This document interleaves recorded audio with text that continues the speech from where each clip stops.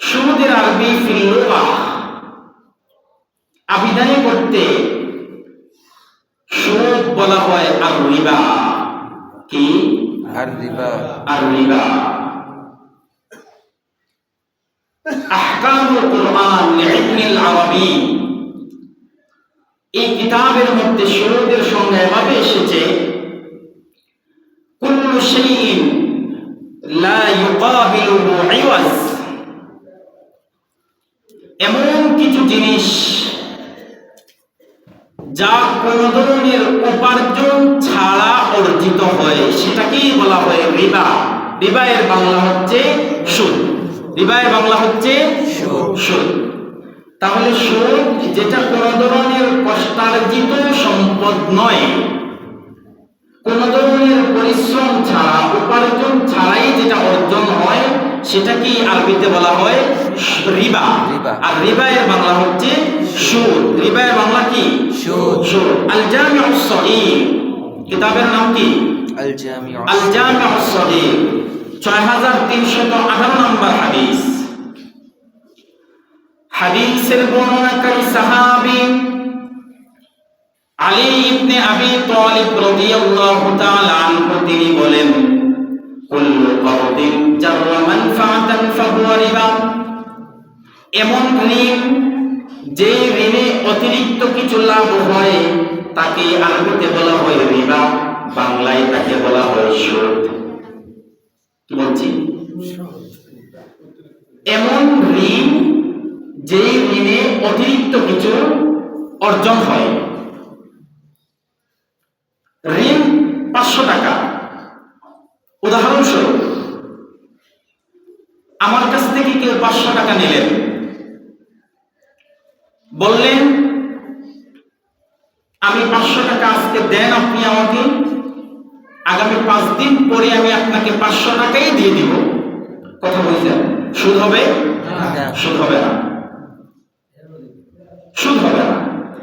যদি কোনো কারণে আপনি নিয়েছেন সুদ ছাড়া, আজকে শুক্রবার জুমার নামাজ পড়ে কারো কাছ থেকে আপনি 500 টাকা নিয়েছেন, দিবেন আগামী শুক্রবারে ঋণ করতে হাসানা হিসাবে, কোন ধরনের উপকার, ট্যাক্স, ইন্টারেস্ট, লোন ছাড়াই আপনি নিয়েছেন, যেটা নিয়েছেন সেটাই দিবেন করতে হাসানা।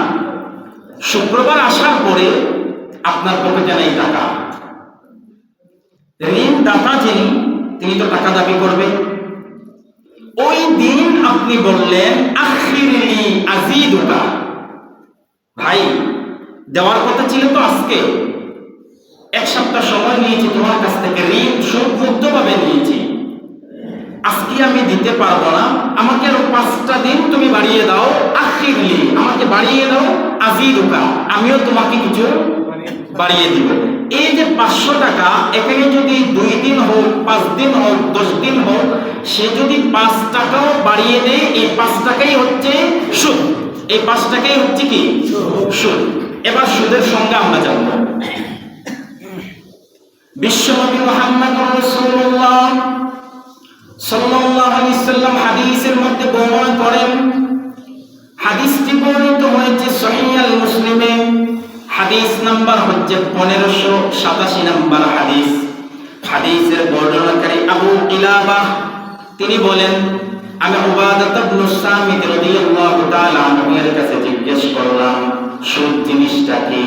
তিনি বললেন, আমি বিশ্বনবীকে বলতে শুনেছি, ইয়ানহা রাসূলুল্লাহ সাল্লাল্লাহু আলাইহি ওয়াসাল্লাম আন বাই'iয যাহাবি বিয-যাহাব ওয়াল ফিদ্দা বিল ফিদ্দা, বিশ্বনবী সাল্লাল্লাহু আলাইহি ওয়াসাল্লাম স্বর্ণের বিনিময়ে স্বর্ণ বিক্রি করা, রূপার বিনিময়ে রূপা বিক্রি করা, ওয়াল বুররি বিল বুররি গমের বিনিময়ে গম বিক্রি করা, ওয়াশ শাইরি বিশ শাইর জবের বিনিময়ে জব বিক্রি করা, ওয়াত তামরি বিত তামরি খেজুরের বিনিময়ে খেজুর বিক্রি করা, ওয়াল মিলহি বিল মিলহি লবণের বিপরীতে লবণ বিক্রি করা, ইল্লা সাওয়াআন বিসাওয়া আইনাম বিআইনিন ফাকাদ যাদা আও ইজদাদা ফাকাদ আরবা।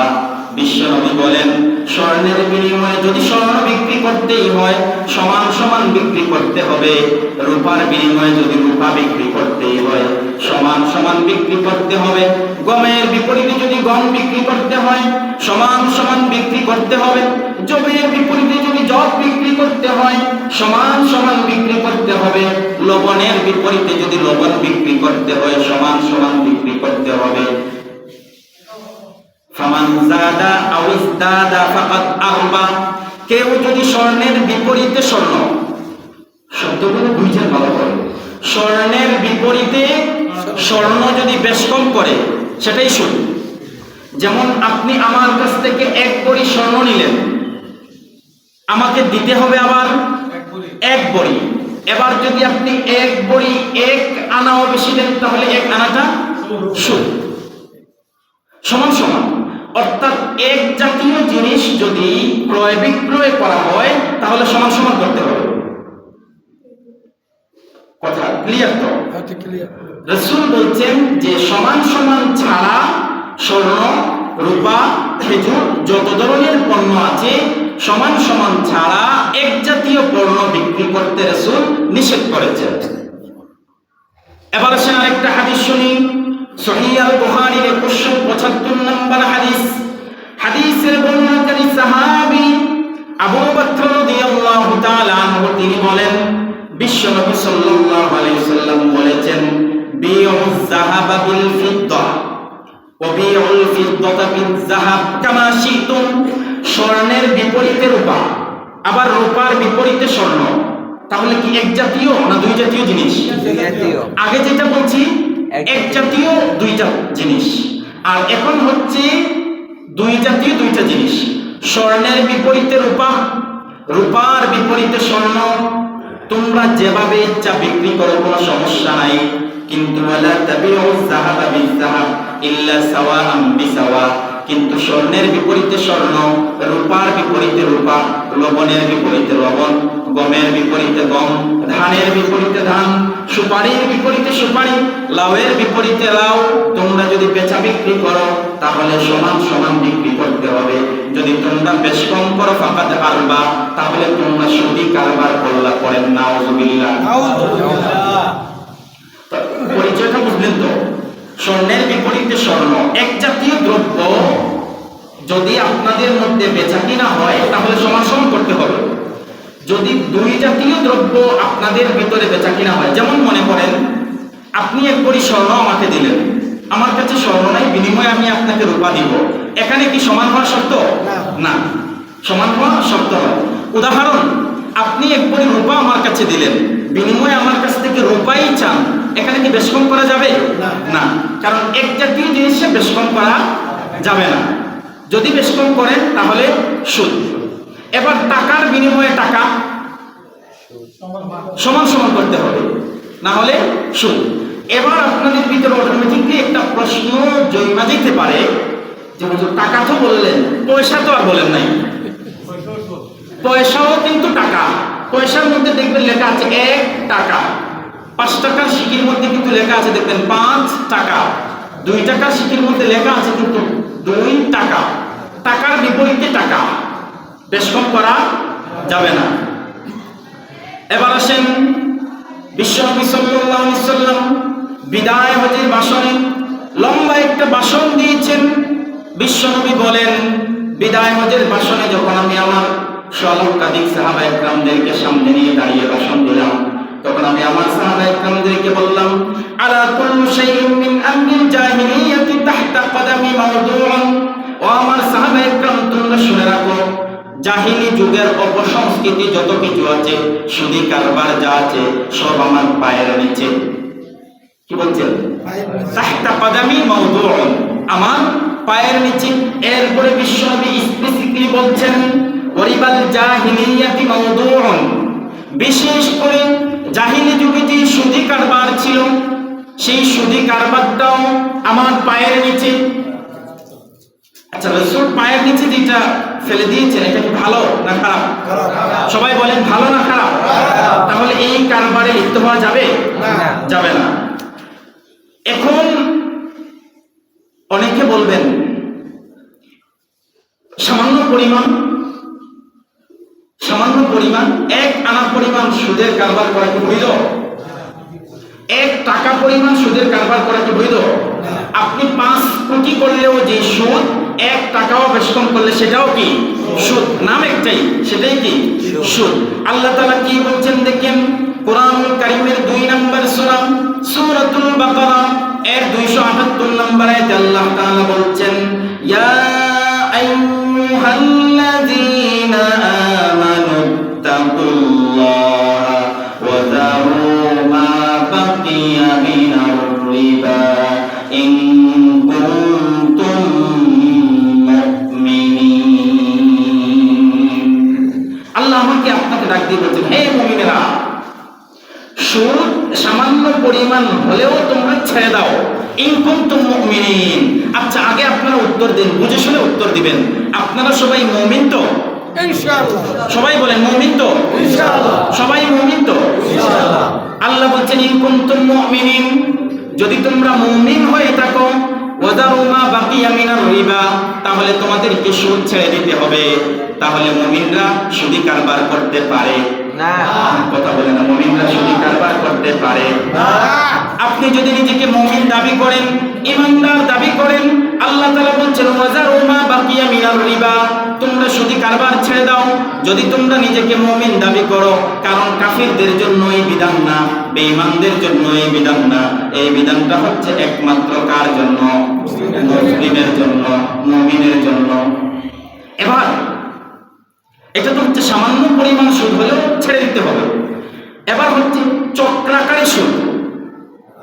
চক্রাকারী সুদ কি? উদাহরণস্বরূপ, মেম্বার সাহেবের কাছ থেকে আমি 110 টাকা নিলাম, আমি নিলাম 100 টাকা নিলাম, বিনিময়ে আপনাকে কত দিব? 10। তাহলে এই 10 টাকা সুদ। এবার নেওয়ার পরে আমি আবার ইমাম সাহেব হুজুর আমার কাছে চাইলো, আমি ওনাকে বললাম আমি আপনাকে 100 টাকা দিব, বিনিময়ে আপনি আমাকে 120 দিতে হবে। কত দিতে হবে? চক্রাকারে হয়ে গেল। ওনার কাছ থেকে আমি আনলাম 10 টাকা লাভে। এবার ওনাকে আমি যখন দিলাম তখন ওনার 110 ঠিকই বুঝিয়ে দিলাম, আমার থাকলো আর কত? 10। আল্লাহ নিষেধ করছেন। আল্লাহ তাআলা বলছেন কোরআনুল কারীমের সূরাতুল আল ইমরানের 130 নম্বর আয়াতে রব্বুল আলামিন বলেন, ইয়া আইয়ুহাল্লাযীনা আমানু লা তাকুলুর রিবা আদআফান মুদাআফা। হে ঈমানদারেরা, তোমরা চক্রাকারে বহুগুণে বৃদ্ধি করে সুদি কারবার করো না। আল্লাহ বলছেন ঈমানদার বড় মায়ার শব্দ বলে আমাকে আপনাকে ডাক দিচ্ছেন। ঈমানদার বলে আল্লাহ ডেকে বলছেন, হে ঈমানদারেরা, তোমরা চক্রাকারে বহুগুণে বৃদ্ধি করে সুদি কারবার করো না। আমাদের সমাজে এখন দেখবেন ঋণকে নাম দেওয়া হয়েছে লোন, সুদকে তার ডিজিটাল নাম হচ্ছে ইন্টারেস্ট। কি? ইন্টারেস্ট। এখন মানুষ লোন বলতেই বুঝি ঋণ, লোন বলতেই কি? ঋণ। ঋণ, লোন দিব, ঋণ পাচ্ছি। কিন্তু করা যাবে? করা যাবে না। সুদের নাম দিয়েছে কি? ইন্টারেস্ট। সুদ না, সুদ না। আল্লাহ রাসূল কি বলছেন? শেষ জমানায় মানুষ অন্যায় করবে, অশ্লীলতা করবে, মদ খাবে, সুদ খাবে, ঘুষ খাবে, তার নামকে পরিবর্তন করে। নাম পরিবর্তন হইল নি? এখন মানুষ সুদকে সুদের নামে খায় না, ঘুষকে ঘুষের নামে খায় না, ঋণকে ঋণের নামে মানুষ খায় না, ভিন্ন নামে মানুষ ঋণ খায়। করা যাবে? বলেন, করা যাবে? এই ইন্টারেস্ট, লোন কোনো কিছুর সাথে জড়িত হওয়া যাবে? আল্লাহ তাআলা আমাদের সবাইকে হেফাজত করুন, সবাই বলেন আমিন। এবার আল্লাহ স্পষ্ট ঘোষণা সুদি কারবারের ব্যাপারে আল্লাহ স্পষ্ট ঘোষণা করে দিচ্ছেন। আপনারা যারা সুদের কারবার করেন তাদের ব্যাপারে আল্লাহ তাআলা স্পষ্ট ঘোষণা হচ্ছে, আপনি চিন্তা করবেন দুনিয়ার আইনে সুদ বাস্তবিক দৃষ্টিতে দেখতে পারে, সদকা যদি আপনি করেন বাস্তব দৃষ্টিতে দেখতে কমে। কিন্তু আল্লাহ কি ঘোষণা দিচ্ছেন? ভালো করে শুনেন। আল্লাহ স্পষ্ট ঘোষণা কোরআনুল কারীমের 2 নম্বর সূরা সূরাতুল বাকারা এর 276 নম্বর আয়াত। চাইলে কোট করতে পারেন, মিলাইয়া দেখতে পারেন হুজুর কি এগুলো নিজের ব্যক্তিগতভাবে বলছি না কোরআন এবং হাদিস থেকে বলছি, আপনারা মিলাইয়া নিয়েন।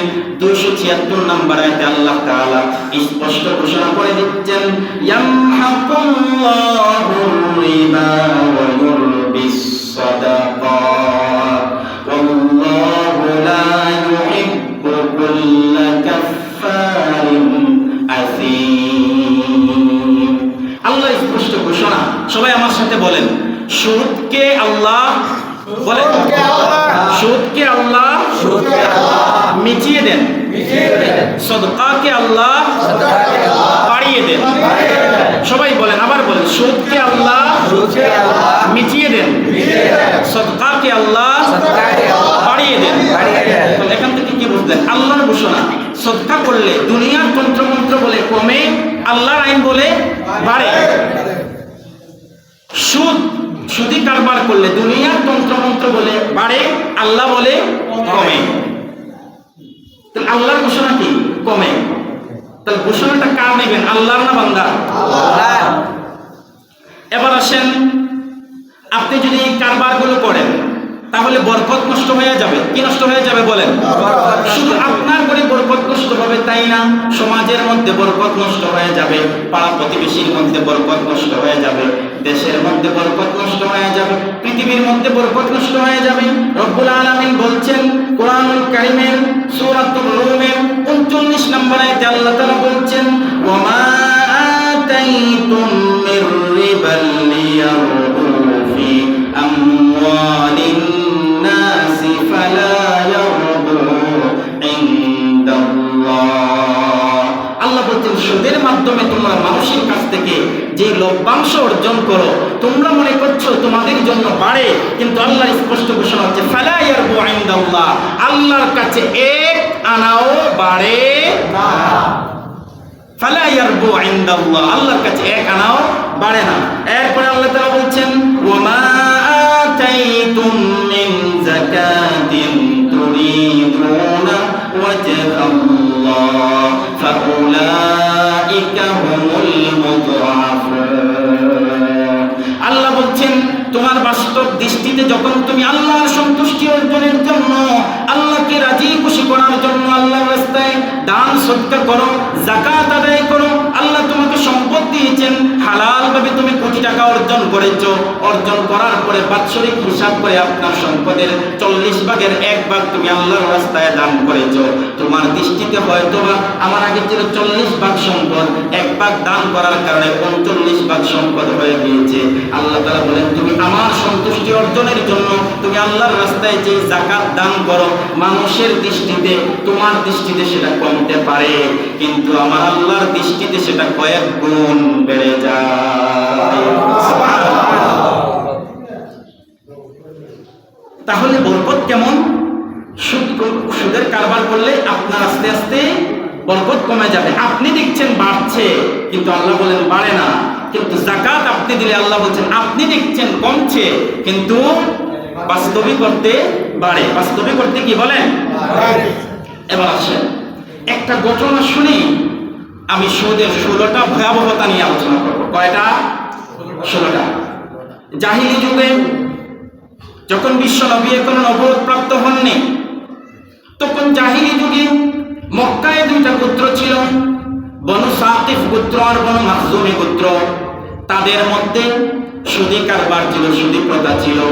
কিন্তু আল্লাহর রাসূল যখন ইসলাম প্রাপ্ত হলেন, আল্লাহর রাসূল যখন নবুয়ত প্রাপ্ত হলেন, হওয়ার পরে বিশ্ব নবী সাল্লাল্লাহু আলাইহি সাল্লাম তাদের কাছে যখন ইসলামের দাওয়াত নিয়ে গেলেন, তাদের কাছে দাওয়াত দেওয়ার সাথে সাথে বনু সাকিফ গোত্র আর বনু মাখজুমি গোত্র উভয় দল মুসলমান হয়ে গেল। বলেন সুবহানাল্লাহ। সুবহানাল্লাহ।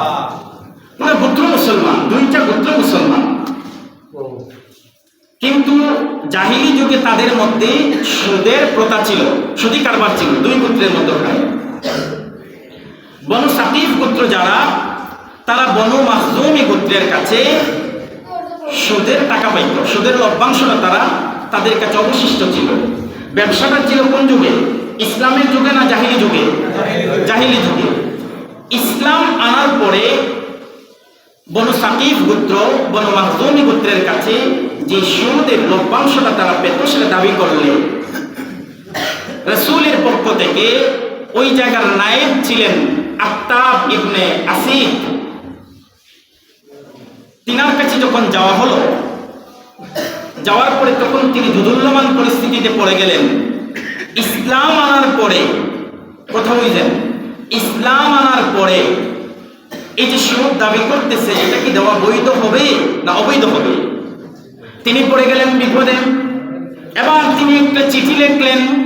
চিঠি লিখে বিশ্বনবী মুহাম্মদুর রাসূলুল্লাহ সাল্লাল্লাহু আলাইহি সাল্লামের কাছে পাঠালেন। ওগো নবীজি, আমি একটা ঝামেলায় পড়ে গিয়েছি। বনু সাকিফ গোত্র, বনু মাখজুমি গোত্রের কাছে তাদের সুদের যে লভ্যাংশ ছিল সেটা দাবি করছে। আপনি কি বলেন, তারা কি তাদের সুদের লভ্যাংশটা ফিরিয়ে দিবে? বিশ্বনবীর উপর আল্লাহ আয়াত নাযিল করলেন, সেটা হচ্ছে সুদের 1 নাম্বার ভয়াবহতা। ভালো করে শুনে রাখেন, আল্লাহ তাআলা বলছেন কোরআনুল কারীমের 2 নম্বর সূরা সূরাতুল বাকারা এর 279 নম্বর সূরা 79 নম্বর আয়াতে আল্লাহ তাআলা বলছেন فَإِن لَّمْ تَفْعَلُوا فَأْذَنُوا بِحَرْبٍ مِّنَ اللَّهِ وَرَسُولِهِ। আল্লাহ তাআলা রাসূলের মাধ্যমে ওই 2 গোত্রকে জানিয়ে দিল, তোমরা যদি ইসলাম গ্রহণ করার পরে এই সুদি কারবার ছেড়ে না দাও তাহলে তোমরা আল্লাহ এবং রাসূলের বিরুদ্ধে যুদ্ধ করার জন্য প্রস্তুত থাকো। পড়েন নাউযুবিল্লাহ, আরো জোরে পড়েন নাউযুবিল্লাহ। আমরা মুসলমান আল্লাহ এবং রাসূলের বিরুদ্ধে যুদ্ধ করতে পারি? আল্লাহ এবং রাসূলের বিরুদ্ধে যুদ্ধ করার মতো সাহস, হিম্মত আমাদের কখনো হবে না। আল্লাহ তাআলার স্পষ্ট ঘোষণা, ইসলাম গ্রহণ করার পরে, মুমিন হওয়ার পরে তোমরা যদি সুদী কারবার না চাও তাহলে তোমরা আমি আল্লাহ এবং আমার রাসূলের বিরুদ্ধে যুদ্ধ করার জন্য প্রস্তুতি নাও। পড়েন নাউযুবিল্লাহ। তাহলে প্রথম সুদের কারবার আল্লাহ এবং রাসূলের বিরুদ্ধে আপনাকে যুদ্ধে লিপ্ত করবে কিয়ামতের ময়দানে। তাহলে এই কাজ করা যাবে না। এটা ভালো না খারাপ? শুধু খারাপ, খুবই খারাপ। এবার আসেন 2 নাম্বার। তাহলে 1 নাম্বার শাস্তি হচ্ছে সুদের কারবার যারা করে আল্লাহ এবং রাসূলের বিরুদ্ধে যুদ্ধ করে তারা। 2 নাম্বার হচ্ছে বিশ্ব নবীজি বলছেন কোন ব্যক্তি যদি সুদের কারবার করে আর এই কারবার করা অবস্থায় সে যদি মারা যায় এবং তার কবরে যদি এই কারবারের থাকা অবস্থায় পরিপূর্ণ তওবা না করে সে যদি মারা যায়, তাকে দাফন কাফন করা হয়, কিয়ামতের ময়দানে আল্লাহ যখন তাকে উত্তোলন করবেন তখন শয়তান তাকে স্পর্শ করে পাগল বানিয়ে দিবে। পড়েন নাউযুবিল্লাহ। কিয়ামতের ময়দানে আপনি যদি পাগল হন কি অবস্থা হবে? আল্লাহ তাআলা কি বলছেন আসেন কোরআনুল কারীমের 2 নম্বর সূরা সূরাতুল বাকারা এর 275 নম্বর আয়াতে রব্বুল আলামিন বলছেন আল্লাযীনা ইয়াকুলুনার রিবা লা ইয়াকুমুনা ইল্লা কামা ইয়াকুমুল্লাযী ইয়াতাখাব্বাতুহুশ শাইতানু মিনাল মাস।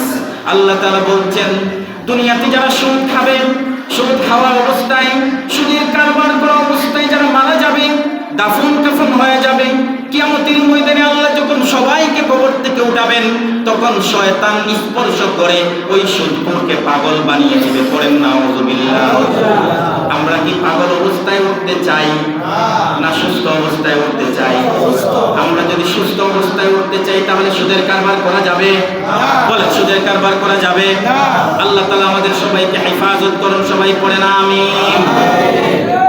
এই কারবার করা যাবে না। তাহলে 2 নাম্বার, 1 নাম্বার আল্লাহ এবং তার রাসূলের বিরুদ্ধে যুদ্ধের ঘোষণা করা, 2 নাম্বার হচ্ছে পাগল অবস্থায় কিয়ামতের ময়দানে ওঠা, সুদের কারবার যারা করবে। 3 নাম্বার, আপনি যখন কবর থেকে উঠবেন, কবর থেকে ওঠা অবস্থায় মনে হবে আপনার গলার মধ্যে কেউ ভালো করে শক্ত করে ধরেছে, শ্বাস শুদ্ধ অবস্থায় আপনি কবর থেকে উঠবেন। বিশ্বনবী হাদিসের মধ্যে কি বলেন আসেন, আব্দুল্লাহ ইবনে আব্বাস রাদিয়াল্লাহু তাআলা তিনি বলেন আকিলুর রিবা ইউবাসু ইয়াউমাল কিয়ামাতি মাজনুনান ইউখনাকু। আব্দুল্লাহ ইবনে আব্বাস রাদিয়াল্লাহু তাআলা আনহু বলেন সুদখোরেরা কিয়ামতের ময়দানে শ্বাসরুদ্ধ অবস্থায় কিয়ামতের ময়দানে উত্তোলন হবে। পড়েন নাউযুবিল্লাহ। শ্বাসরুদ্ধ অবস্থায়। ভাই চিন্তা করেন, স্বাভাবিক ছোটকালে যখন আমরা ঝগড়া করতাম, দুইজন যখন ঝগড়া করতাম, অপর প্রান্তের লোকটা শক্তিশালী হলে যখন গলার মধ্যে এমনি ধরতো, তখন মনে হইতো না দুনিয়াটা একেবারে শেষ, সব চোখ টোক লাল হয়ে জিব্বা জুব্বা বের হয়ে যেত। কিয়ামতের ময়দানে আপনাকে মাজনুনান ইউখনাক, পাগল অবস্থায় শ্বাসরুদ্ধ করে উঠানো হবে সুদখোরকে। তাহলে 3 নাম্বার গেল শ্বাসরুদ্ধ অবস্থায় উঠানো হবে। 4 নাম্বার, আপনি সুদ খাওয়ার কারণে আল্লাহ তাআলা হয়তোবা এই দুনিয়াতে আপনার জন্য কিছু হালাল রিজিকের ব্যবস্থা করে রেখেছেন, যা আপনাকে আল্লাহ তাআলা ভরণ পোষণের জন্য দিতেন, কিন্তু আপনি সুদ খাওয়ার কারণে আল্লাহ তাআলা ওই হালাল রিজিকটা আপনার তকদির থেকে উঠাইয়া নেবেন। পড়েন নাউযুবিল্লাহ। তাহলে সুদখোরদের কপালে হালাল খাবার জুটে না। আল্লাহ তাআলা কি বলছেন দেখেন, আল্লাহ তাআলা কোরআনুল কারীমের সূরাতুন নিসা এর 160 নম্বর আয়াতে বলছেন ফাবিযুলমিন মিনাল্লাযীনা হাদু হারামনা আলাইহিম তাইয়্যিবাতিন উহিল্লাত লাহুম ওয়া বিসাইদিহিম আন সাবিলিল্লাহি কাসীরা। ইহুদি একটা জাতি ছিল, নাম শুনেছেন? আল্লাহ বলছেন এই ইহুদি জাতি যারা ছিল তাদের উপরে কয়েকটা কারণে আমি হালাল রিজিককে বন্ধ করে দিয়েছিলাম। 1 নাম্বার কারণ ছিল, হালাল রিজিক বন্ধ করার 1 নাম্বার কারণ ছিল তারা বেশি বাড়াবাড়ি করত। যে কোনো ব্যাপারে তারা বাড়াবাড়ি করার কারণে, ধর্মের ব্যাপারে বেশি বাড়াবাড়ি করার কারণে তাদের উপর থেকে আমি হালাল রিজিককে বন্ধ করে দিয়েছিলাম। ওয়া বিসাইদিহিম আন সাবিলিল্লাহ। আর আল্লাহ তাআলা বলেন 2 নাম্বার কারণ হচ্ছে ইহুদিদের একটা বদ অভ্যাস ছিল, তারা নিজেও ইবাদত করত না, অন্য যারা ইবাদত করতে চাইতো তাদেরকে আল্লাহর পথ থেকে বাধা দিত। এই বাধা দেওয়ার কারণে আমি আল্লাহ তাআলা তাদের উপর থেকে হালাল খাদ্যগুলোকে হারাম করে দিলাম। 3 নাম্বার আল্লাহ তাআলা বলেন আখযিহিমুর রিবা। আর সুদখোরেরা যারা আছে তাদের উপর আমি আল্লাহ তাআলা হালাল খাদ্যকে আমি নিষেধ করে দিলাম, তাদের উপর থেকে তাদের তাকদীর থেকে হালাল যে রিজিকের ব্যবস্থা করে রেখেছিলাম সেই রিজিকটাকে আমি আল্লাহ তাআলা উঠিয়ে নিলাম। পড়েন নাউযুবিল্লাহ। আল্লাহ যদি কোনো কারণে আপনার উপর থেকে হালাল খাদ্য উঠিয়ে নেন, বলেন তো আপনার বেঁচে থাকার কোনো লাভ আছে? না, লাভ নাই। তাহলে সুদখোরদের উপর আল্লাহ তাআলা হালাল খাদ্য উঠিয়ে নেন। 3 নাম্বার। 5 নাম্বার হচ্ছে উদাহরণস্বরূপ সুদ খাই আমি, কয়জন? একজন। কথা বলেন কয়জন? একজন। আপনার এলাকায় মানুষ কি একজন? না। কথা বলেন না, মানুষ কি একজন? না। তেতাভূমিক এলাকায় মানুষ কি কম? না। সুদ খাই হয়তো শুধু আমি একজন।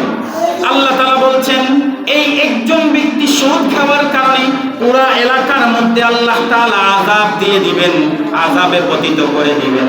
বিশ্বনবীর হাদিস, আল্লাহর রাসূল সাল্লাল্লাহু আলাইহি ওয়াসাল্লাম বিখ্যাত সাহাবী আব্দুল্লাহ ইবনে আব্বাস রাদিয়াল্লাহু তাআলা আনহু তিনি বলেন قال রাসূলুল্লাহ সাল্লাল্লাহু আলাইহি ওয়াসাল্লাম, বিশ্বনবী বলেছেন ইযা যাহারাজ জিনা ওয়ার রিবা ফি ক্বরিয়াতিন قد আহাল্লু বিআনফুসিহিম আযাবাল্লাহ।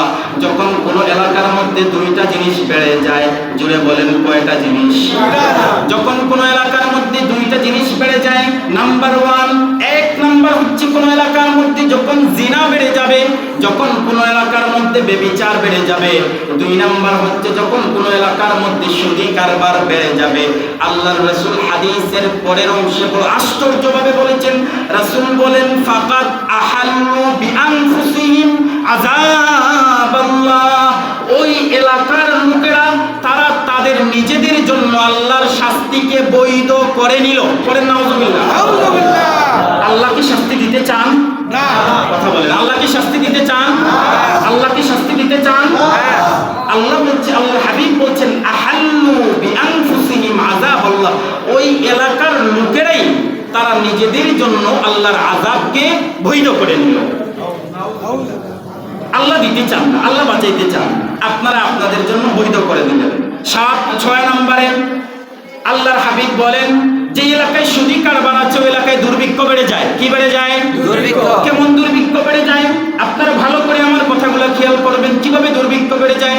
হয়তোবা আপনি গত বছর আপনার বাড়িতে একটা লাউয়ের চারা রোপণ করেছিলেন, ওই লাউ গাছে গত বছর লাউ এসেছিল 20টা, কিন্তু এই বছর আবার একই জায়গায় আরো বেশি সার দিয়ে আরো বেশি মেডিসিন দিয়ে আপনি লাউ চারা রোপণ করেছেন, কিন্তু ওই বছরে আপনার কাছে লাউ আসে 5টা। এরকম আছে না? নাই? গত বছর আপনার যেই জমিতে দাম পেয়েছিলেন 5 মণ, গত বছরের চেয়ে অনেক বেশি ভালো হয়েছে। গত বছর বন্যার কারণে ধানগুলো মাইর খেয়েছে, তারপরেও আপনি পেয়েছেন 5 মণ, কিন্তু এই বছর আপনি দেখেছেন আপনার জমিনে অনেক বেশি ফসল হয়েছে, কিন্তু ফসল যখন গড়ে উঠালেন মাপযোগ করলেন তখন দেখলেন গত বছরের চেয়ে 1 মণ কম। হয় কিনা? তাহলে আল্লাহর হাবিব বলেন আপনার এলাকায় যখন সুদী কারবার হবে তখন ওই এলাকায় আমি দুর্ভিক্ষ দিই, আল্লাহ তাআলা দুর্ভিক্ষ দিয়ে দেবেন।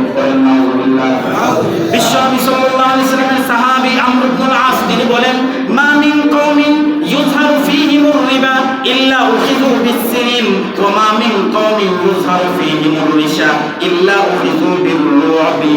বিশ্বনবী বলেন কোন এলাকার মধ্যে যখন সুদী কারবার বেড়ে যাবে ওই এলাকার মধ্যে আমি দুর্ভিক্ষ দিয়ে দিব। আর আরেকটা কারবার হচ্ছে ঘুষ খাওয়া। উদাহরণস্বরূপ আমি কারোর সাথে রাতের বেলায় আমি কারোর সাথে দিনের বেলায় ঝগড়া করেছি, এলাকার মাতব্বর যারা আছেন এলাকার নেতা যারা আছেন রাতের অন্ধকারে পিছনের দরজা দিয়ে গিয়ে তাদের হাতে 500 টাকা ঘুষ ধরিয়ে দিলাম। এরকম ঘুষ খাওয়ান না নেতা আমাদের এলাকায় আছে না? নাই? বিশ্বনবী বলেন কেউ যদি এরকম ঘুষ খায়, ঘুষের কারবার করে, তাহলে ওই এলাকার যে সাহসী যুবকগুলো আছে যারা এক সময় লিল্লাহি তাকবীরের দলিতে ইসলামের পতাকাকে উজ্জীবন করার জন্য বিশ্ব দরবারে দাঁড়িয়ে যেত, আজ তারা ঘরের ভিতর থেকে কাপুরুষতার কারণে বের হয় না। রাসূল বলেন কারণ হচ্ছে ওই এলাকার মানুষ ঘুষ খাওয়ার মধ্যে লিপ্ত হয়ে গিয়েছে। বলেন নাউজুবিল্লাহ। এক সময় আপনাদের বিরুদ্ধে কেউ কিছু বললে আপনার ছেলে ঢাল হয়ে দাঁড়িয়ে যেত, এখন আপনার ছেলে দাঁড়ায় না কেন? না দাঁড়ানোর কারণ হচ্ছে ঘুষের কারবার বেড়ে গিয়েছে। আর রাসূল বলেন যখন কোন এলাকার ভিতর ঘুষের কারবার বেড়ে যাবে তখন ওই এলাকার সাহসী যুবকরা যারা আছে, সাহসী মানুষগুলো যারা আছে, তাদের অন্তরে আল্লাহ কাপুরুষতাকে ঢুকিয়ে দিবেন। বলেন নাউজুবিল্লাহ। তাহলে আপনাদের এলাকার যুবকগুলা, আপনাদের ছেলে সন্তানগুলা সাহসী হোক, ইসলামের বটবৃক্ষের নিচে পানি নয় রক্ত নামক পানিকে ঢালতে হবে। এটা আপনারা সবাই চান তো? ইনশাআল্লাহ। আপনারা সন্তানেরা আল্লাহর রাসূলের ইজ্জত আবরুকে, আল্লাহ তাআলার ইজ্জত আবরুকে রক্ষা করার জন্য ইসলামের পতাকাকে পথ করে উড্ডীন করে বিশ্ব দরবারে দাঁড়িয়ে যাবে। সবাই চান তো? ইনশাআল্লাহ। তাহলে ঘুষের কারবার করা যাবে না। ঘুষের কারবার করলে আপনার সন্তানকে মা কোনো কারণে, বাবা হয়তো দূরে আছে ওই দিন বাজার করতে পারেন, মাগরিব পরে বলবে বাবা বাজার থেকে গিয়ে কিছু তরকারি নিয়ে এসো, বাবা বলবে ভয় করে। কি করে? ভয় করে। কবরের পাশ দিয়ে যাবো, জিন যদি ধরে। রাসূল বলেন ঘুষের কারবার কোন সমাজে যখন বেড়ে যাবে তখন ওই সমাজের লোকদের ভিতরে আমি আল্লাহ তাআলা কাপুরুষতাকে ঢুকিয়ে দেব, কাপুরুষতা তাদের জন্য আবশ্যক করে দেব। বলেন নাউজুবিল্লাহ। 7 নম্বর, ঘুষখোর যারা আছে, সুদখোর যারা আছে, তাদের মৃত্যু হওয়ার সাথে সাথেই তাদের পেটে আল্লাহ তাআলা সাপ ঢুকিয়ে দিবেন। বলেন নাউজুবিল্লাহ। আল্লাহু আকবার। আচ্ছা আপনি একটু কাল্পনিকভাবে চিন্তা করেন, আপনার পেটে স্বাভাবিক ছোট্ট একটা মাছের কাঁটা যদি ঢুকে আর এটা যদি সোজা না নেমে একটু বেকাতেরা হয়ে যায়, পেট কাটা ছাড়া কোনো উপায় আছে? আরে ভাই 2-4টা পাথর হওয়ার কারণে তো চলতে পারে না, নড়তে পারে না ব্যথার কারণে।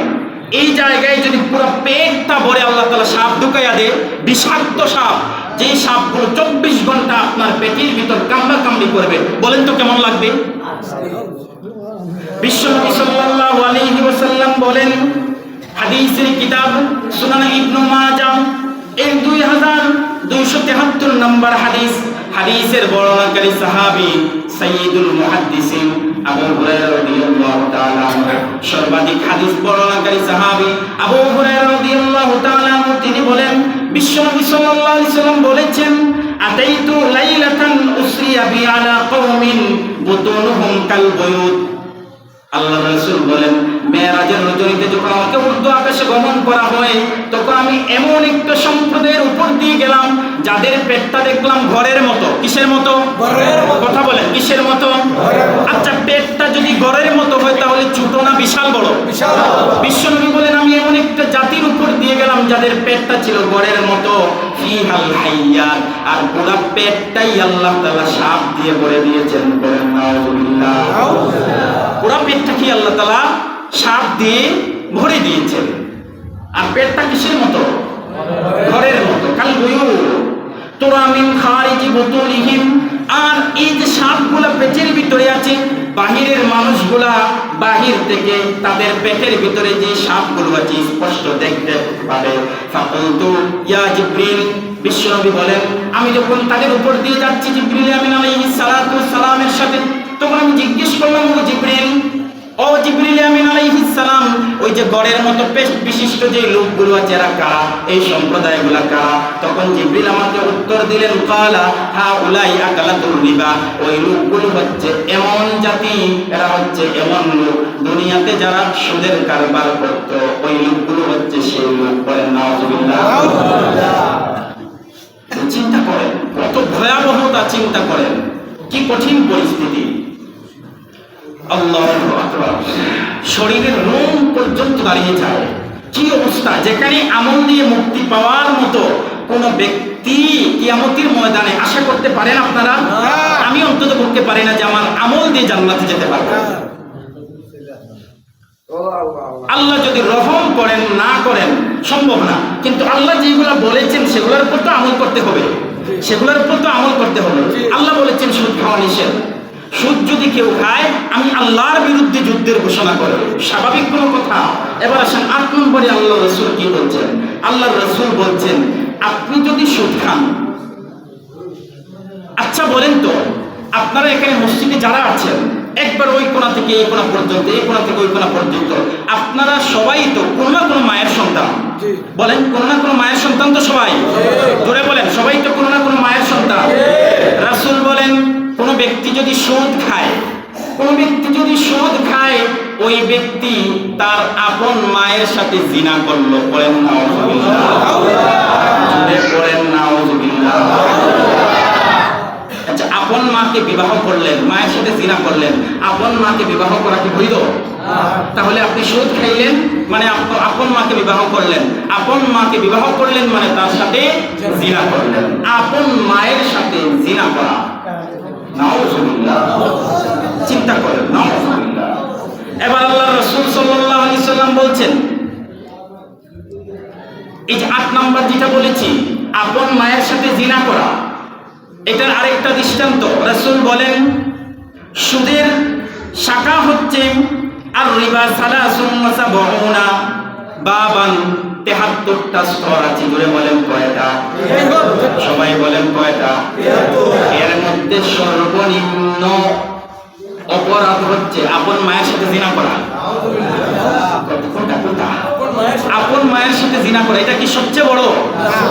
সবচেয়ে ছোট, সবচেয়ে ছোট, 73 নম্বরে সবচেয়ে ছোট আপন মায়ের সাথে জিনা করা। এবার হচ্ছে 9 নাম্বার, ধ্বংসাত্মক 7টি অপরাধ আছে। জুড়ে বলেন কয়টি? কোন জাতি যদি এই 7টি কাজের মধ্যে লিপ্ত হয়ে যায়, তাহলে তাদেরকে আল্লাহ তাআলা ধ্বংস করে দেন। এটা যদি তেতাবমি এলাকার মানুষ হয়, আব্দুর রহমান সাহেব হুজুরের এলাকার জমিনের মানুষও যদি হয়, আল্লাহ তাআলা তাদেরকেও ধ্বংস করে দিবেন। আপনারা চিন্তা করবেন, হয়তোবা আব্দুর রহমান সাহেব আল্লাহর ওলি ছিল, ওনার কারণে হয়তোবা আমরা বেঁচে যাব। না না, উনি আপনাদেরকে পথ দেখিয়ে গিয়েছেন, সেই পথে যদি আপনারা চলেন তাহলে বাঁচতে পারবেন।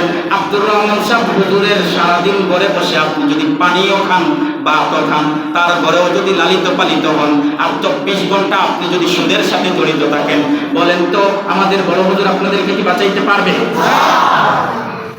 পারবেন। অনেকের চিন্তা, আমি তো সুদ খাচ্ছি, কিন্তু আমাদের পিসা হুজুরের সাথে সম্পর্ক আছে, হুজুর তো আর খায় না, হুজুরের সাথে যেহেতু সম্পর্ক আছে, সেহেতু হুজুরের সাথে থাকলে আমি হয়তো বেঁচে যাব। অথবা আমি সুদ খাচ্ছি, প্রদীপ সাহেব হুজুরের সাথে আমার ভালো সম্পর্ক, হুজুর তো আর সুদ খায় না, সুদ খাইব কি, বেতনই 5-10 হাজার টাকা, এই আর সুদ দিয়ে কি করবে, তার এটার উপরে সন্তুষ্ট থাকা লাগে। আপনি চিন্তা করলেন যে হুজুর তো আর খায় না, হুজুরের সাথে আছেন? সম্ভব? সম্ভব না, সম্ভব না। এই জন্য আপনার যার সাথেই সম্পর্ক থাকুক না কেন, আমি ব্যক্তিও যদি সুদ খেয়ে থাকি, পিসাব হুজুরও যদি সুদ খেয়ে থাকে, স্পষ্ট কথা, হুজুরও যদি সুদ খেয়ে থাকে, এই যে ধ্বংসাত্মক অপরাধ যেগুলোর কথা বলছি 8টা পর্যন্ত, প্রত্যেককেই ধ্বংস হতে হবে, ঠিক কিনা? একবারে যদি আল্লাহর ওলি সুফি সাহেব যদি সুদ খায়, ছাড় নাই, প্রত্যেকটি অপরাধের সেই অপরাধগুলোর শাস্তি ভোগ করে এরপরে আপনাকে আল্লাহর সামনে দাঁড়াতে হবে। 7টি ধ্বংসাত্মক অপরাধ কয়টি? জুড়ে বলেন কয়টি? আল্লাহর রাসূল সাল্লাল্লাহু আলাইহি ওয়াসাল্লামের বিখ্যাত সাহাবী আবু হুরায়রা রাদিয়াল্লাহু তাআলা আনহু তিনি বলেন, রাসূলুল্লাহ সাল্লাল্লাহু আলাইহি ওয়াসাল্লাম বলেন, তিনি বলেন, ইজতানিবুস সাবআল মুবিকাত, তোমরা 7টি ধ্বংসাত্মক অপরাধ থেকে বেঁচে থাকো। কয়টি? 7টি। প্রথমেই আল্লাহর হাবিব সাল্লাল্লাহু আলাইহি ওয়াসাল্লাম বলেন, আশরিকু বিল্লাহ, আল্লাহর সাথে কোনো অবস্থায় শিরিক করা যাবে না। আল্লাহর সাথে শিরিক করা যাবে না। যদি তোমাকে জ্বালিয়ে দেওয়া হয়, যদি তোমাকে পুড়িয়ে দেওয়া হয়, যদি তোমার গলায় ছুরি ধরা হয়, তারপরেও আল্লাহর সাথে শিরিক করা যাবে না। যদি হাতের মুঠে 1 বান্ডিল টাকা ঢুকিয়ে দেওয়া হয়, তারপরেও আল্লাহর সাথে শিরিক করা যাবে না। 2 নম্বর বিশ্বনবী বলেন, কোনো কারণে কোনো মানুষকে জাদু করা যাবে না। আপনি দেখবেন একটা মেয়ে চেহারায়, আকৃতিতে, গঠনে, শারীরিকভাবে সে খুব ফিট, খুব সুন্দর, দেখতে খুব ভালো, কিন্তু তারপরেও তার বিবাহ হয় না 7 বছর থেকে। আছে না নাই? আছে। কেন হয় না? পরে যখন আপনি ডাক্তার দেখালেন, দেখার পরে বললো কোনো সমস্যা নাই, কবিরাজের কাছে গেলেন, যাওয়ার পরে বললো একটা লোকের সাথে সে প্রেম করত, কোনো কারণে তাদের মধ্যে যখন ডিভোর্স হয়ে গেল, তখন ওই ব্যক্তি ওই মেয়েকে পছন্দ করে বলে তার সাথে বিবাহ না বসার কারণে জাদু করেছে। আছে না নাই? আছে।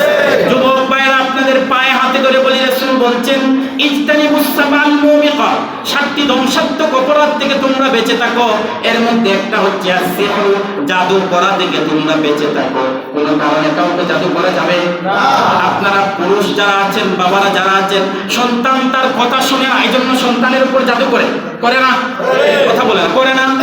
কোনো কারণে সন্তান যখন প্রবাসে যায়, যাওয়ার পরে সন্তান তার শ্বশুর বাড়ির লোকদেরকে টাকা দিয়ে দিবে, এই বয়স সন্তানকে জাদু করে তার পক্ষে রাখে। আছে না নাই?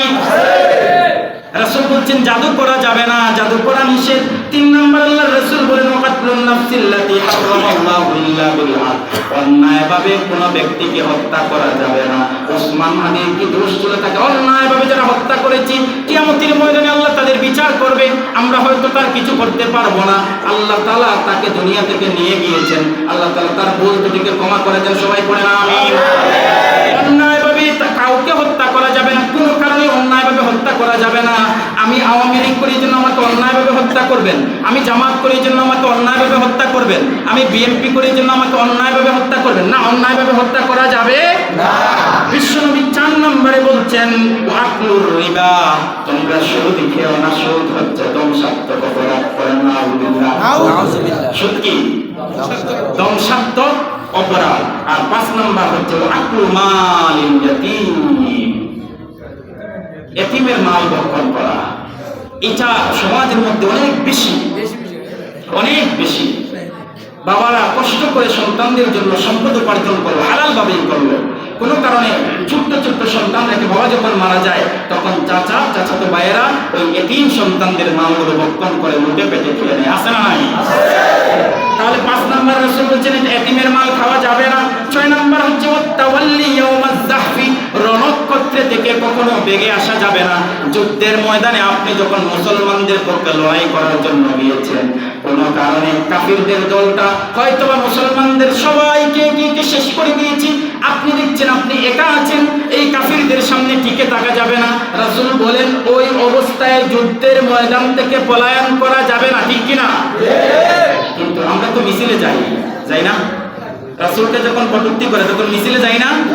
মিছিলে যাওয়া হয় ঠিকই, কোনো কারণে পিছন থেকে হয়তো কোনো ব্যক্তির কাছে একটা বেলুন ছিল, পুলিশগুলি ফুটায় বেলুন ছিল, বেলুনটা ফাটছে, বিকট একটা আওয়াজ হয়েছে, একজন নাই। আছে না নাই? রাসূল বলছেন যে যুদ্ধের ময়দান থেকে কোনো অবস্থায় পালিয়ে আসা যাবে না।